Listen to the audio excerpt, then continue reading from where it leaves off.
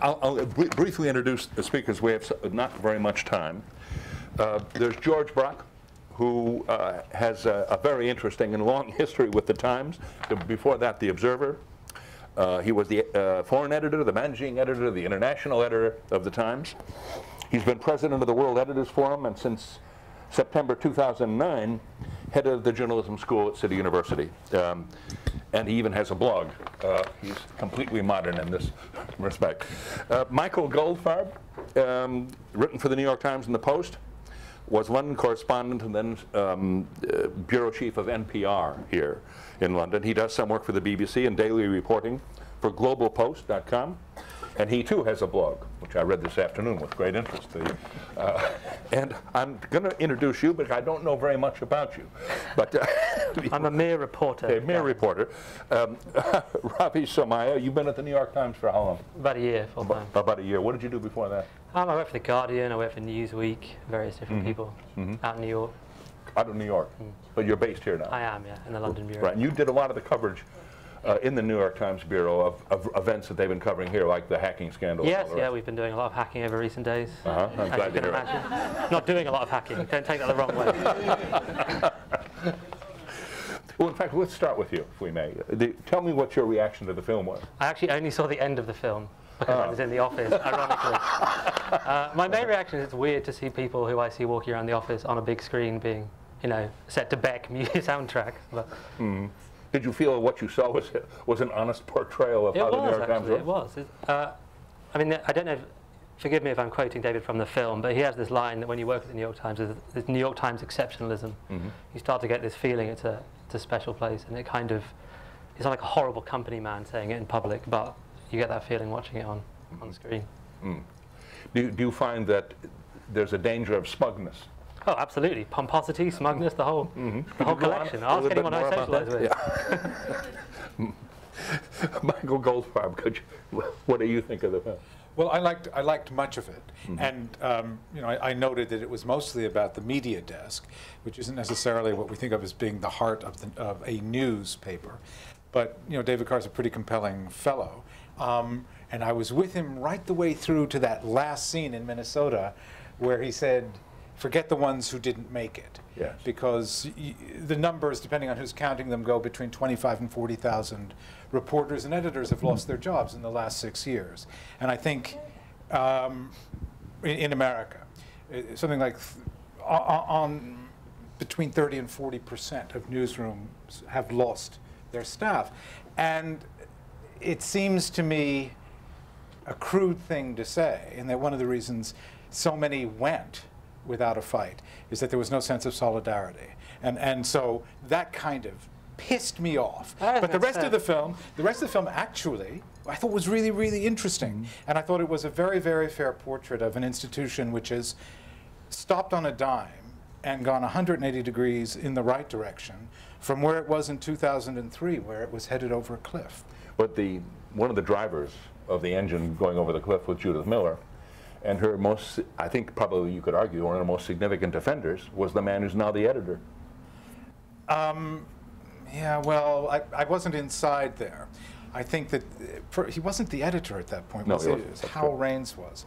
And I think that this is where you get into institutional thinking, and where you have to protect the institution. And if you're protecting the institution, then you have to back your reporter.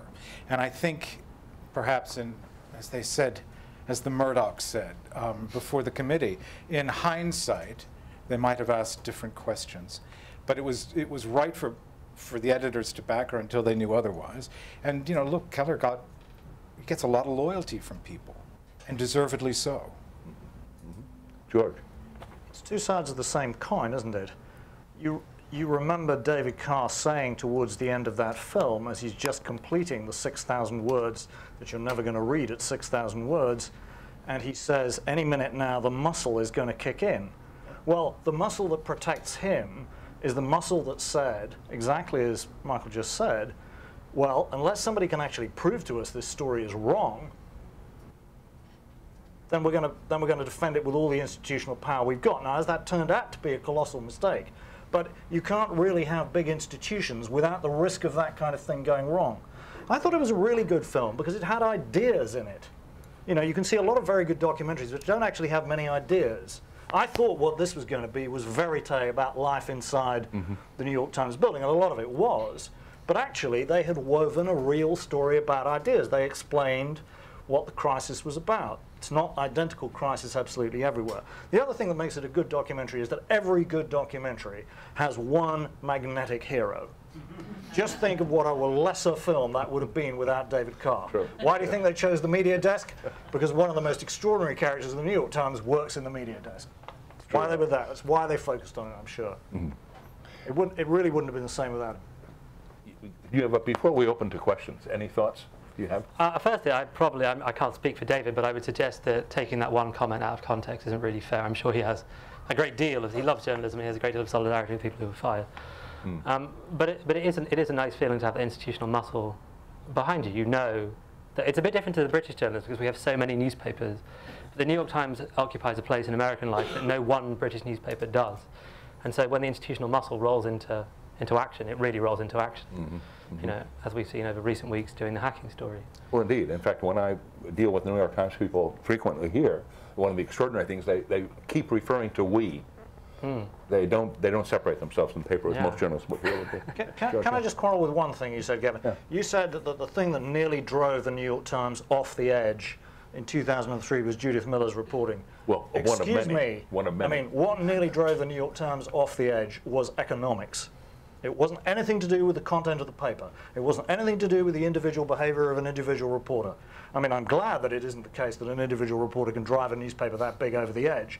That was long, deep, economic, social, technological trends. True. I think what we were discussing, I think, was a political and ethical issue rather than a financial one. Yeah, but you're right. But you know, the reason they had a near-death experience, that is a film about a near-death experience in some ways. And the reason they had a near-death experience wasn't Judith Miller. It was embarrassing, it was humiliating, it was ghastly, but it didn't actually, you know, the reason they needed all that money from Carlos Slim, big, long economic trends. Difficulty with Carlos Slim is that nobody will ask in the New York Times how he got his money. I mean, he's a major figure, as you know, who owns the entire telecom business in Latin and Central America, which is littered with bodies and difficult problems. But he's somehow or other 25% owner? I think we've just agreed to pay him back, actually. Yes, that's apparently going to be the case. Well, let me open it up to questions. Obviously, the film would raise quite a few. Back there. You want to get everybody wait for the microphone, please. We're going to tape the whole thing. One of the major themes that I thought the film highlighted for me was the importance of somebody owning the institution that's safeguarded it in terms of bringing the news being the most important thing. And clearly the Sulzberger family does that. And it was clearly highlighted by Sam Zell owning the Tribune company that he didn't have quite the same emphasis. Now the question in my mind is that I feel that a lot of people felt the same way about the family that owned the Wall Street Journal, and we know how that went. So how safe is the New York Times in the hands of the Sulzberger family? Want to comment? Well, one of the striking things I noticed reading The Kingdom and the Power, which is a book by Gator Lees about the New York Times in the 50s, I think, is how little has actually changed. You can kind of recognize, you know, characters, traits, the stewardship of the paper by the family, and obviously none of us can tell what's going to happen next year, the year after, next week. I don't even know what's going to happen, but it seems to me that very little has changed in the New York Times for a very long time, and I hope that continues, but I can't make any predictions on it. Michael? Well, I think that I agree. I mean, there was a brief moment. David, you know, probably knows more about this than I do, but there was a moment when the Sulzberger family, it's sort of like the Murdoch family in a lot of ways. They own a preferred class of shares, and they don't own the majority of all the shares that are out there. And there was a guy, was it Mohammed Al-Arian, who when he was at Morgan Stanley, who was leading an assault and trying to force the Sulzbergers out. This is all part of the financial crisis that the paper was undergoing in the middle of the last decade. I think the Sulzbergers are very, very good stewards. One of the very, very interesting things is that You know, when Remnick was commenting towards the end of the film about the decline in the Washington Post, it too is a family-owned paper. And you would have to question, one would never question the love of the, my first job in journalism was at the Washington Post as a copy boy. And I met Kay Graham. Who was I to meet Kay Graham? She was around. She was always around. The Graham family has a great love for the paper, but you would have to argue that their business sense has not been necessarily good for the stewardship of that paper, and that they have failed in some ways to figure a way out of the dilemmas facing all big institutions, you know, with big payrolls, big pension liabilities, diminishing readerships, and seeing advertising migrate away online. And I mean, I just think they've made bad choices by not investing in the product. The New York Times, the paper preserved its newsroom, but it owned other newspapers, and it enforced 10% cuts in newsrooms in places like the Boston Globe. So they've protected the core. The Graham family didn't protect their core, and they've paid a price. John? High-minded patrician capitalism, what Michael calls good stewardship, is absolutely brilliant, but it's extremely risky. And the reason it's risky is that it depends on the talents often of a single individual, or if you're lucky, a very, very small group of individuals. Now, what happens in revolutionary times, and these are technologically and economically revolutionary times in the media, is that your assumptions are constantly being upturned. Until about, well, actually about 3 weeks ago, if I'm honest, I really thought the jury was out on how good a steward Arthur Sulzberger had actually been at the New York Times. I'm rapidly revising that view because of something that doesn't appear in that film, because it happened after they'd finished filming, which is that the New York Times' attempt to balance the difficulty of getting money out of a website with at the same time leaving the site well linked to the whole world around it, issue usually known by the technicians as poor, as you know, the degrees of porousness and so on, looks like it's coming really good. They may actually have discovered something quite important. The results are really not bad. Doesn't mean to say they can be replicated in other societies necessarily. No national media market is identical to any other, but that's pretty good. And if they've got that right, then everybody's doubts about Arthur Sulzberger are going to melt away magically. Can I just ask, how many people here have signed on for their, you know, get, what is it, 10, 20 views a month free, and then, you know, it's a meter afterwards? How many people have actually signed on so they can keep reading the Times? I'd like to thank you all. Personally, one by one afterwards. Yeah. I mean, considering how far we are from New York, that's not a bad count, actually. That's really not bad. Yes, go ahead. I had the... Hold on. There she is. Oh, sorry. I had the experience of working at the New York Times a long time ago in the Paris bureau, starting there with Sulzberger, who was the cousin of the family Cy, the foreign affairs columnist who had the rest of the world, James Reston having America. And I therefore met quite a lot of the Sulzbergers. And I wanted to say that I came tonight in the hopes that I would learn what the New York Times, which I've always thought is a very advanced and wonderful organization, how they were swimming through the technological problems that exist in the world. That's really what I came to see. But from the film, unlike a number of, I just found it quite depressing, because I don't really think that they've done very much. It was a press story, as far as I'm concerned, and we had our hero, etc. I mean, please tell me if I've missed something here, but I don't think they really got very far in negotiating things. It's only what you've said just now that's given me hope. Well, and answered my question that I came to this evening for. A film about the new subscription scheme would have been a really dull film. I'm sorry, it just would have been. I mean, look, I happen to be interested in the subject because it's my job to study it, and I could bore you for hours, but I'm not going to do so about where exactly they stand in the phased array of global experiments about this. But I'm just saying the news at the moment is rather good. You know, they've done this halfway hybrid. You can get in some of it for free, you pay for some of it, and at the moment it looks, the first reports make it look pretty good. And it's more than that. This is really hopeful. There's a team of developers and geniuses on one of the floors, I forget which now, whose job is to invent new things. And we've got, I think, more than 3 million followers on Twitter. Brian's got 40,000 followers. David Carr's got 300,000 followers. I know Bruce is on Twitter. I'm guessing he's not. But everyone's embracing it. Lots of people you saw in the film are online all the time. You can get in touch with them. They can get in touch with you. Twitter's a great source for journalism sometimes. And I think the New York Times, people expect it to be fusty and kind of hidebound, but it really isn't. You know, we have very nice chairs as well, as you saw in the film. But if I may say so, the core of it is making money out of it. I mean, but you have to engage. All that's absolutely fine and right.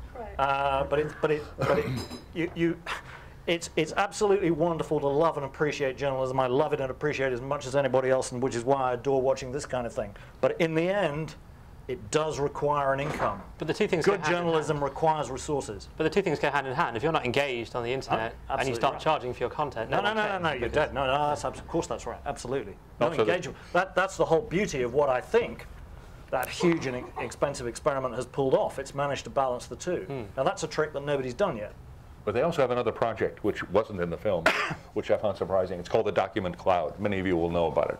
But it's the idea that research materials from all over the United States and here will end up in some huge vaporous cloud, accessible by any reporter anywhere, free. And that's come out of Aaron Pilhofer, who's a genius at this stuff, and doesn't even appear in the film. And that is a potential money earner as well, though in a very different sort of way than we think. Any other questions? Yeah.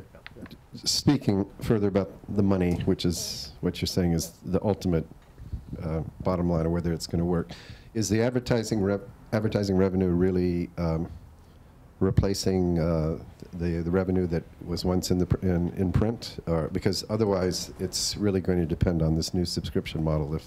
If the advertising online doesn't in some way equal what it used to in print. Personally, I take the view that digital advertising revenue is never going to match print advertising revenue. In other words, the digital model is not going to reproduce the print model. Now, the reason for that, in my view, is a very simple matter about supply and demand. When you're selling print advertising, you're selling a rationed thing. As any economist at A-level will tell you, when you ration it, the price can be pushed up. In cyberspace, it's more or less infinite. There's no space constraint. Hence, there's no pressure to push the price up.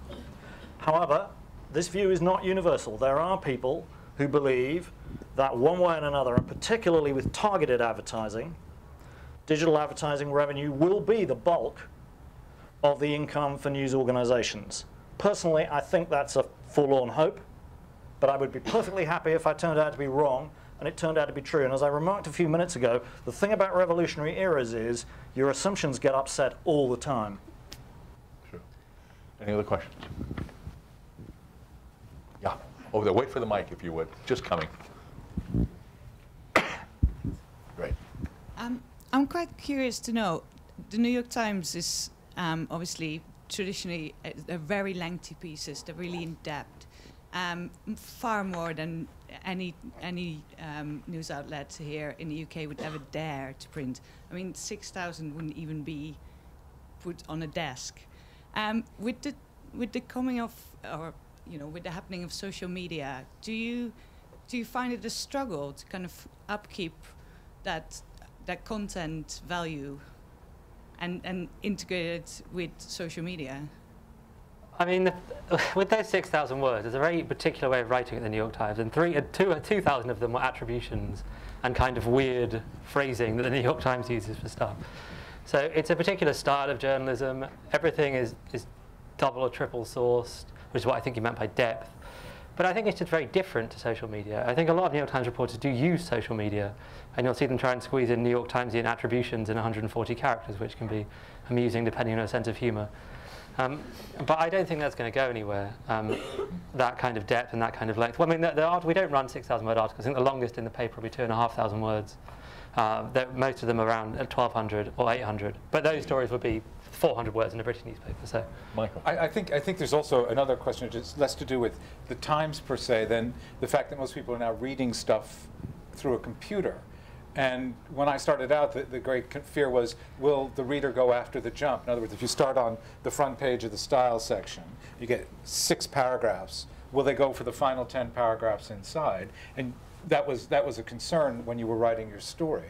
Now, I write, for Global Post, and I've been writing books since my job went away. So to come back down to journalistic length was a struggle. And I started out doing 1,400 word pieces. And I realized nobody, and there isn't even a jump. You can read it all on one go. You just scroll down. No one wants to look at 1,200 words. It's really, really hard. I disagree entirely. Really? No, well, really? Yeah, I think there's a great market for long-form journalism online, longer than the New York Times, Yeah, and how many people are reading it? As many people as read the New York Times? Look at the New Yorker. Ravi, I think Harper's. Not Harper's is a very bad example. The Atlantic. No, Ravi, no. I think I read lots of they're your long-form buddies. Come on, they're your buddies. Anyway, for me, what I've learned is that the longer the story I do for what's basically daily news online, you just measure it on the comments at the bottom. You get no comments on if it's a 1,500 word story. If it's 1,000 words, you got 17 people telling you what an asshole you are and how terrible the Murdochs are. So you learn that you have to go shorter. And that's not a New York Times question. That's how we obtain our news. But I don't think you have to go shorter. You have to go more focused. You can no longer write a 200-word story at 1,000 words, which is the thing you used to do all the time. Well, not you, but one used to do all the time in a newspaper. You have to earn the words. And if you earn the words, I mean, as you say, I've been called all sorts of names on my longest articles, more than on the shorter articles. Maybe I just get more offensive the longer you go. the longer I get. But. Yeah, go ahead. Hi, I work in television news, and I agree with you. I mean, I'm used to doing 15, 17-minute pieces. I'm now down to 5, and I'm begging for the extra 30 seconds, and it's embarrassing. It worries me, however, that part of this whole revolution you're talking about means that we take the lunatics who write at the bottom of your blog seriously. At the BBC, we take these people seriously, the nutters who tell you they don't like the way you punctuate or the way you Aston someone or the way you caption someone. And these are the people who we are now taking their opinions seriously, or 17 people normally, we kind of not ignore them. Well, no, I don't take them seriously. I just say that they're there. There's a difference. Well, sometimes they send in good tips, actually. They do. Not mine. I read the comments, and sometimes I get an interesting little thing. I can follow that up. It happens more often than you think. I think we're very, very early in the era of dealing with a world in which sources of information and comment are much richer than they were because of digital. Personally, okay, you can call me on this prediction. It's a reasonably short span of time. In 5 years' time, I do not think people are going to be running comments under news articles or indeed opinion articles like they do now in an entirely unmoderated way. I just don't think people are going to want that. Because mostly, I mean, how many comments do you actually, supposing you read a long comment string, say it's 35 comments, how many are you going to think at the end, I really got something out of that? 3? I'm just guessing. Okay. Not even. Okay, not even that. Fine. I just think there's going to be some way of sifting them out, moving them. I mean, it's just not going to be all that raw material. This is a very, very early phase of doing this. Things evolve. People's tastes become clear. Market shares consolidate behind new players. All of these things occur in revolutions, and these things change very rapidly. Long unmoderated strings of comment. It'll look like early phase. It'll go. Our stuff is human moderated, I think. We have people going through our comments. But I think the best way to do it is to have a system. But at the moment, they don't sift much out. That's a sort of no abuse, no insult kind of moderation. What I'm talking about something much more active, But there are some. This is getting quite weedy stuff. But there are moderation systems out there that work very well, and when they do. Yeah, back there. Hi, I work for The Listening Post, which is a media review show on Al Jazeera. And I must say one thing, that the comment strings that we talk about, at least for us at The Listening Post, we watch a video or we read a blog, and we find the comment string quite telling.